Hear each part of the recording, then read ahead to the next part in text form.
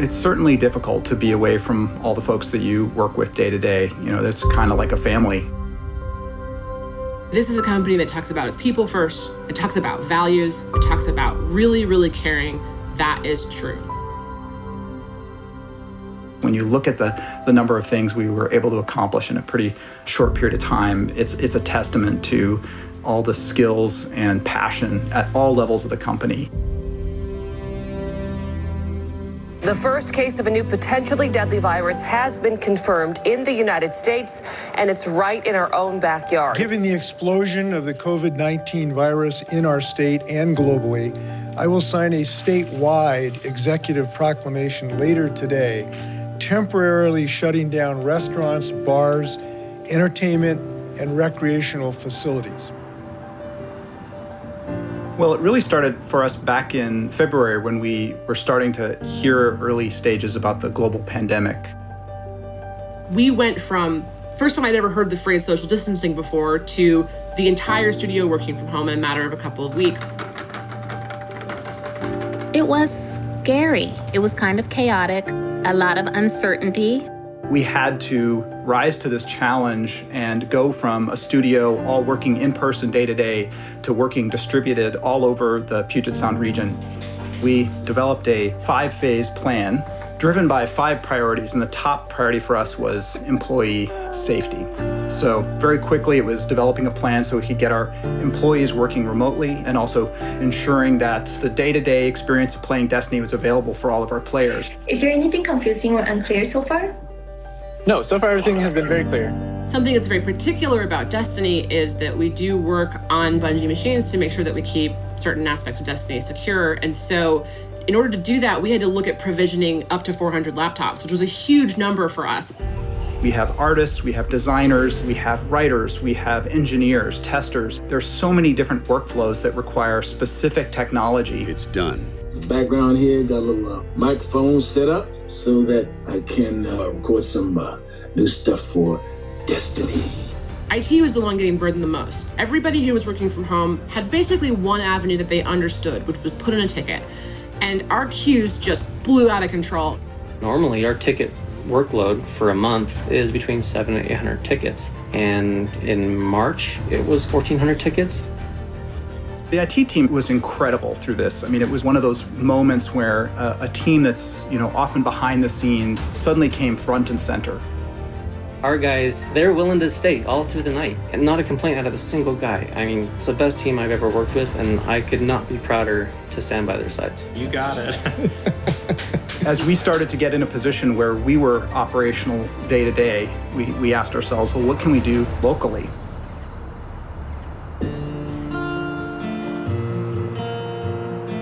The Bungie Foundation has been really busy, hard at work, and we wanted to make sure that our families, especially the most vulnerable families in our community, would be able to be taken care of in that time.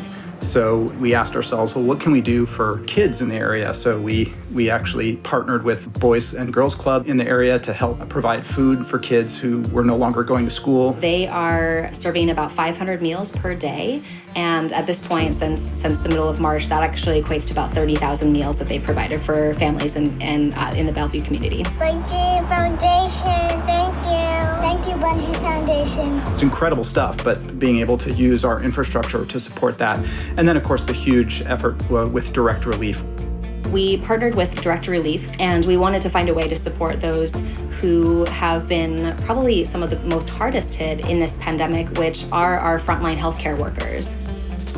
So we spun up a month-long fundraiser, and we set a goal of $700,000 to be raised in that period of time, and we've already reached our goal, which is really exciting. One thing that's really become clear to me is how much we're all driven by that mission of we create worlds that inspire friendship. And I think it also says something about how much everyone cares about each other here. The fact that they are willing to put their money where their mouth is to support the quality of life of the individuals that work for the studio. I think Bungie is amazing. I look at the situation that other people are in. People are getting laid off, can't pay their bills. Bungie's made this commitment to each one of us. I want to say thank you to the entire studio because I had the great privilege to be part of this awesome team and this awesome company. And I can't say enough about that. The thing that I've learned the most from this is doing the right thing and prioritizing people's health and well-being has a rippling effect. I think that we'll see that in the game, and I think we'll see that in the community for years to come.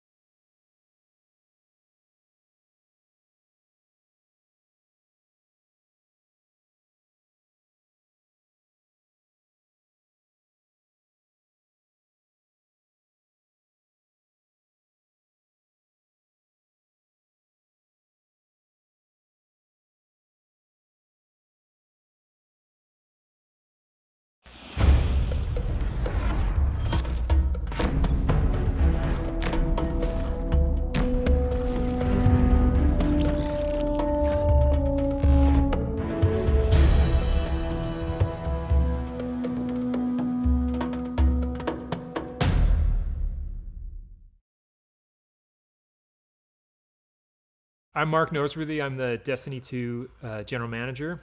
I'm Luke Smith, and I'm the Destiny 2 Game Director. Before we started the show today, we wanted to just acknowledge the circumstances and the unprecedented times we're in. This is not how we had planned this several months ago to talk about the future of Destiny 2 and reveal where we're headed with the team.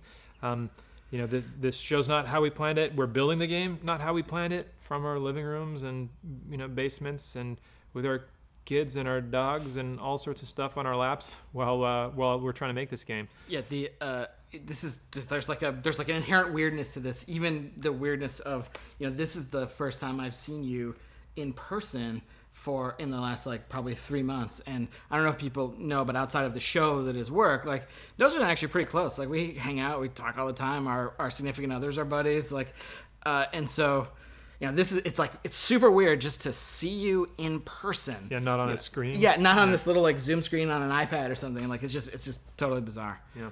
This is not how we envisioned this, and certainly our hope was that it would be more than just us two talking about this stuff. And over the course of the summer, a bunch more folks from the team are gonna talk about what we're up to and what we're gonna be up to. Let's get the show started.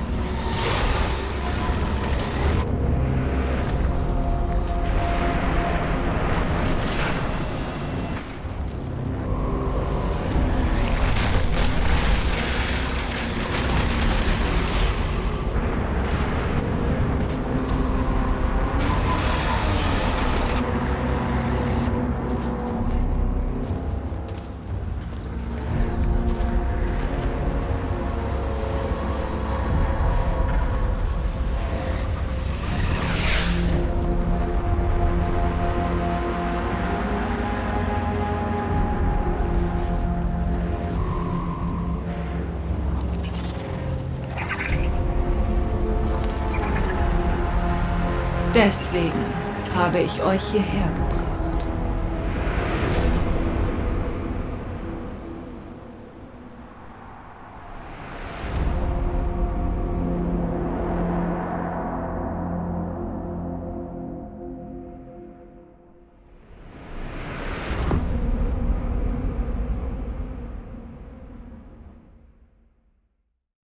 So, Luke, is it finally time to explain?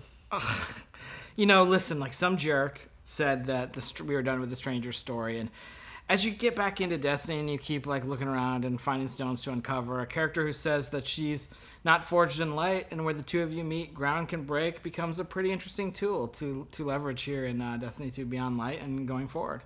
It is the beginning of a brand new era in Destiny 2. This fall, you're going to discover Europa, a brand new destination, and one of the first destinations we envisioned long ago when Destiny began. This is the birthplace of the Exo and the site of a newly active pyramid ship. As a player, you're going to face Aramis, a fallen warrior wielding a brand new power born from a very ancient darkness. Like you, Aramis is a leader, but unlike you, she seeks revenge against the Traveler first, scattering her people's once great houses to the cosmic winds. It's up to you to confront Aramis and her growing empire on the frozen battlegrounds of Europa. And it's up to you to go beyond and discover long dormant secrets hidden beneath the surface in places lost to time, like the Deep Stone Crypt. Yes, there you go. That one I Lore heard Corner. Of. That one I heard of, yeah. Doing it. There's a lot more to Europa than you might imagine. And here's your first look at gameplay from Destiny 2 BeyondLight. Where I come from, the darkness won. I have witnessed this firsthand. I refuse to let it happen again.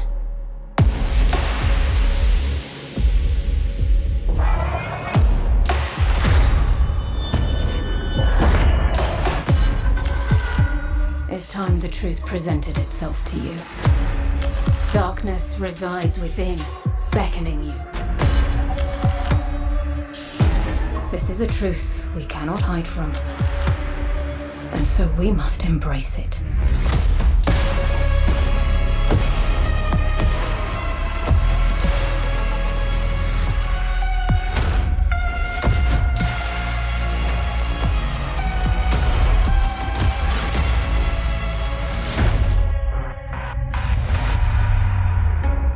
The line between light and dark is so very thin. Let's cross it together.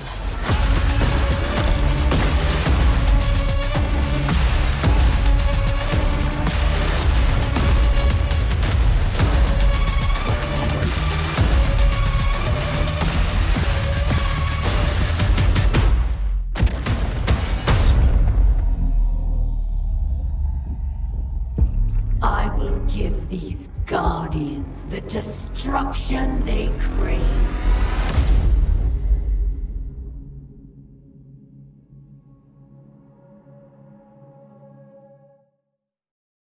Man, it's time to wield the darkness. We've been waiting. Destiny 2 BeyondLight ships to all currently supported platforms on September 22nd this year. And it kicks off a new era in Destiny where players will discover the true nature of the light and the dark. Not just walking the thin line between, but wielding the darkness itself as a weapon with stasis. And we did just get like a very brief look at that today. And, you know, obviously we're going to end up showing more throughout the course of the summer. And the other thing is stasis, this new power, isn't just going to be Guardian supers and abilities. It's a brand new damage type. So that means it's going to ultimately sit alongside Solar, Arc, and Void as the first new element we've introduced to the game since the original Destiny release way back in 2014. This is a big deal. Like, it's a big deal to add this to the universe. Like, it changes everything. And it's a lot of work. Today, yeah, you got a glimpse of this new power, and it's definitely the pursuit and acquisition and the player's ability to wield it. It's something that's going to be woven in through the narrative of the game. Like, the game is kind of a collision course between you and Aramis, and we're going to show you a bunch more about stasis later in the year. Because though we're excited about what we're delivering this fall, we did say that Destiny 2 BeyondLight was the beginning of a new era. What does that mean? Well, it means that we're thinking about Destiny beyond just any given year and thinking about it over time. And so we want to take a look into kind of the long future of Destiny. But when you want to look ahead, like we're about to do, it all starts back at the beginning.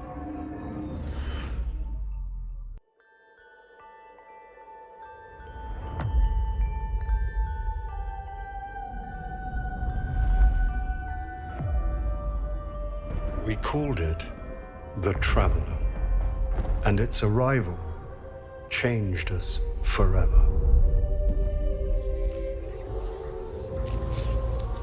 Eyes up, Guardian. You must push back the darkness. Guardians are fighting on Earth and beyond. Join them. 6 of us went down into the pit. In the end, they all bowed before me. We have slain his brood. We have murdered his son. And now the Taken King comes for us all.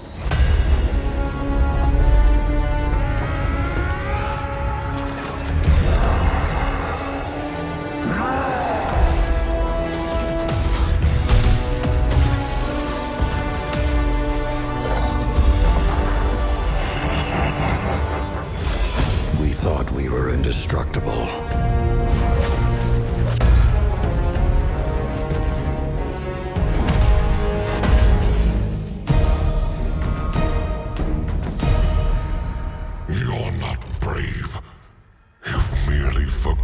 the fear of death. I am Gaul, and your light is mine. Without the light, are we even guardians anymore?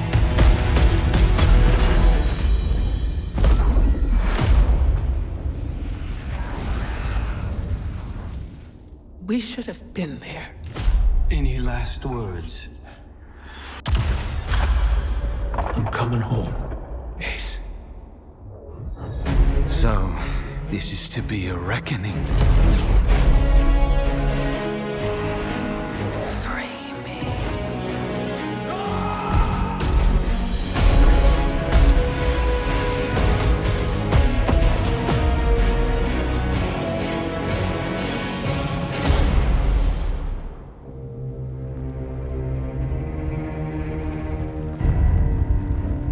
How long has it sat in silence, watching us? It seems those responsible for our collapse are coming back. We've been waiting. We are your salvation. The line between light and dark is so very thin.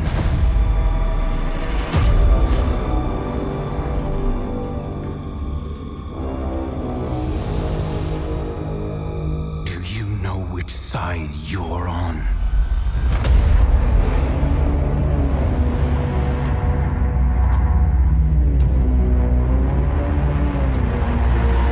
A side should always be taken. Even if it's the wrong side. We are building Destiny's future today, right inside of Destiny 2. It starts with BeyondLight coming this fall. It's going to continue with the next major expansion, the Witch Queen, and Lightfall is going to kind of drive this all to a moment. These three releases represent this new era in Destiny. These eras began really in 2014 with that era of light where, players entered Destiny for the first time. They were resurrected. They went to the tower. They learned about the things the children were scared of. And, we exited that era when we became Guardians. We are now coming out of an era of loss of our powers, one of our mentors, our innocence, and soon we will be entering an era of darkness. And if it's not clear, we are all in on Destiny 2. Last year, we laid out a vision for the game that we wanted to build the definitive action MMO, place it in an awesome evolving world that you can play anytime, anywhere with your friends. We are still completely committed to this ambitious vision, and we're going to continue reaching to deliver it in Destiny 2. And to be clear, listen, I'm sure over here in the Twitch chat, there's some mix of salt and space dad. We haven't gotten everything right out of the gate. For example, we've already begun working on changes that we're going to make to our seasonal model in year 4 to get a bunch of the FOMO that's in the game right now out of it. And this is a response not only to your feedback, but just, we took it in the wrong direction. You can lay that at me. We're also working on things like transmog, and that's going to be an experience that means armor is kind of always valuable to you because it can always represent a look for you to chase.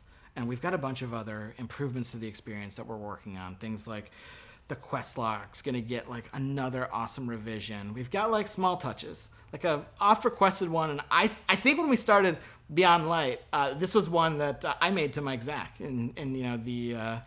getting a dark title screen back in Destiny so that the light white heat of the title screen doesn't light up your entire apartment at 2 a.m. So there are the small features, but then there's also some big features, and maybe one of the biggest is next generation support.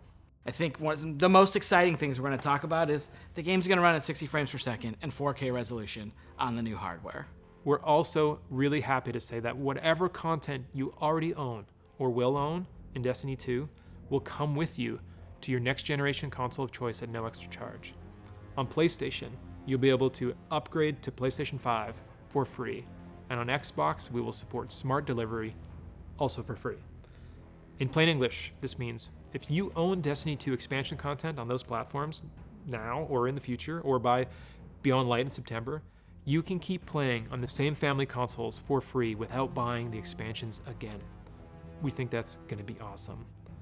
And you don't have to worry about busting up your friends list either, because we're going to support intergenerational crossplay within each console platform ecosystem as well. This means that if your brother's playing on PS4 and your sister's playing on PS5, all three of you can play together. And we're going to do the same thing in the Xbox ecosystem. This year we're focused on intergenerational play. Hopefully next year we can finally do the thing and get them all playing together in the same ecosystem. Yes. So Shadowkeep was cool, and Shadowkeep brought back the moon and upgraded and enhanced it. And so we brought a destination out of the vault and, spruced it up, and that's where you got to play. We're not doing that with this fall's destination, Europa. It's a brand new place you've never been before. And both the Witch Queen and Lightfall are going to also include brand new, never before seen destinations. These expansions will stretch out across a timeline that's going to bring much anticipated enemies to the forefront and hopefully deliver some twists, turns, drama that we don't think anyone's going to see coming. But to deliver these big content beats each and every year and keep building on top of our seasonal experiences while making technological leaps forward, we also need to make some big changes to the way we treat some of our older legacy content. The stuff that maybe is getting a little long in the tooth that you're not really looking at and playing anymore. You're not. Destiny 2 is a huge game. We have 9 destinations, 40 story missions, 54 adventures, 42 lost sectors, 17 strikes, 31 PvP maps, 7 raids, and hundreds of game systems that layer on top of that. I could go on, and I probably screwed up one of those numbers. The fact is, the game is too large to efficiently update and maintain. We're on track to be like 115 gigabytes on PlayStation alone, and our updates to the game are huge, and we're starting to reach the limits of our ability to patch. We don't want to start over from scratch and build a sequel. And in order to make a sequel, we would have to stop supporting Destiny 2. Like, it would effectively go dark. We talk about a single evolving world, not multiple evolving worlds, but a single evolving world. And we don't want people to have to start over. We don't want to have that loss of continuity with our game systems and our communities and all the players together. We don't want to put another number on the box. So instead, here's our plan. Each year, just as a new expansion comes out, we're going to cycle older, less actively played activity and destination content out of the live game and into what we're calling the Destiny Content Vault, the DCV. Moving content into this vault is going to allow us to add support for D2 for years, including BeyondLight, the Witch Queen, and Lightfall. This vault is also going to allow us to take content from Destiny 1, do some work on it, get it ready to come back into the Destiny 2 ecosystem. So we're not just going to be taking stuff away, we're also going to be going into the classic vault and kind of bringing some stuff back, or unvaulting activity and destination content each year. Thinking about the greatest hits of Destiny, right? Like, what are the new tracks we can lay down? What's something from the past that was like pretty cool that could be made even better if it existed today? And what does that look like? Yeah, there's a lot of stuff that there's a lot of awesome stuff that the team has built over the 6 years of making Destiny, and that Destiny 2 players totally have missed out on. Like, later this year, Destiny 1's Cosmodrome is coming back this fall as a selectable destination. Its 3 strikes are also going to come back during Season 12 and Season 13, and part of the awesome thing here is a bunch of players haven't played Sepix. Sepix was the strike from the beta way back in summer 2014. It is the oldest, it's like the definitive original strike that we felt hit the right notes. Yeah, in Destiny 1, right? And we left all that behind when we made Destiny 2, and we're saying we don't want to do that again. Well, let's not do that again, but let's also reach into the past and bring it into the present.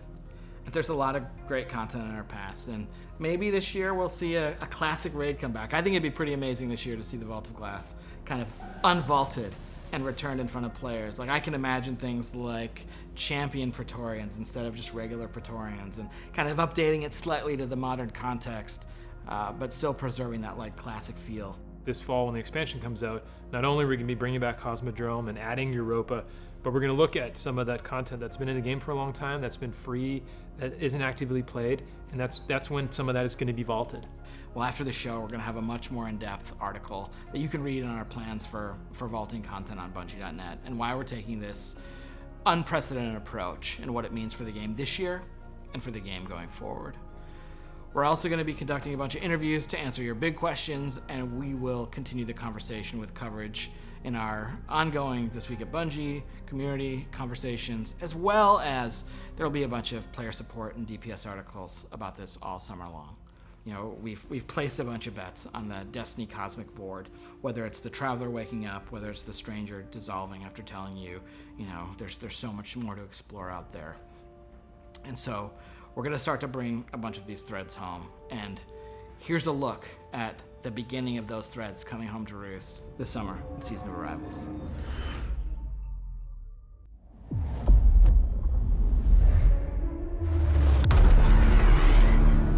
Die Allmacht ist nur noch ein rauchender Haufen Asche. Und mit Verbündeten wie Rasputin, wer kann uns da aufhalten?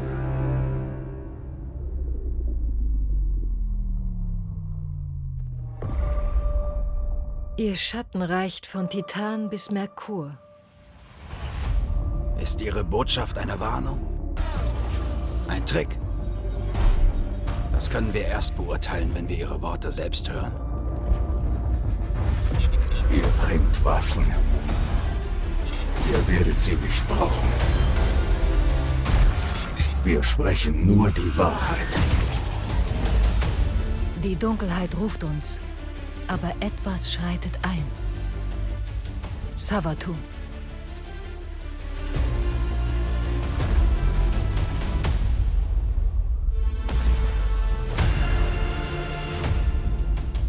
Wir sind die letzte Linie, die den zweiten Untergang aufhält.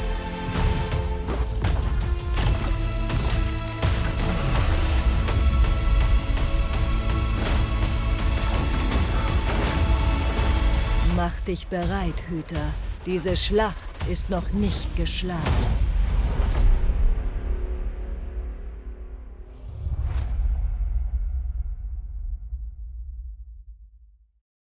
So that's the Season of Arrivals, and it starts any minute now at 10 a.m. Pacific. So today, we looked at a bunch of stuff. We talked about the Destiny content vault.